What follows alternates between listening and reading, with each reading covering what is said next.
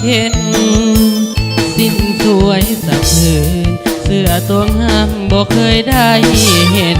เลี้ยงลูกบนความลำเค็นลูกเห็นแม่เหนื่อยมาพออยู่ก็ท้อหอสานต่อเพื่อแม่ทุกอย่างทำงานรับจ้างหาทางสร้างฝันวันรอได้เงินบาทใดก็รอให้แม่ต้องเลยขอส่งรายเดือนมารอผมขอให้แม่สบายผ้าสิ้นพื้นใหม่ถูกใจซื้อมาใช้หน่อยอาหารอร่อยถูกปากแม่อย่าห้ามใจงานหนักงานเบาจ้างใครเขาทำแทนก็ได้เก็บแรงไว้ก่อนลูกชายในวันที่กลับคืนมาลูกทำงานหนักเพราะอยากเห็นแม่พักผ่อน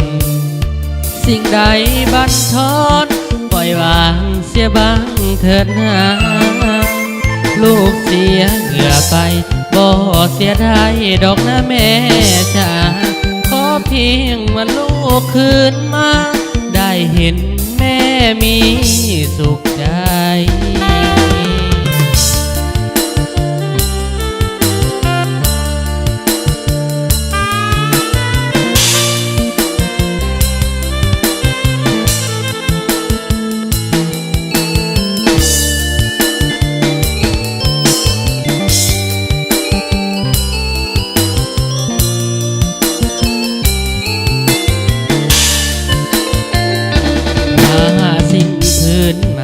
ถูกใจซื้อมาใช้หน่อยอาหารอร่อยถูกปากแม่อย่าห้ามใจงานหนักงานเบาจ้างใครเขาทำแทนก็ได้เก็บแรงไว้ก่อนลูกชายในวันที่กลับคืนมาลูกทำงานหนักเพราะอยากเห็นแม่พักผ่อนสิ่งใดบั่นทอนปล่อยวางเสียบ้างเถิดนะลูกเสียเหงื่อไป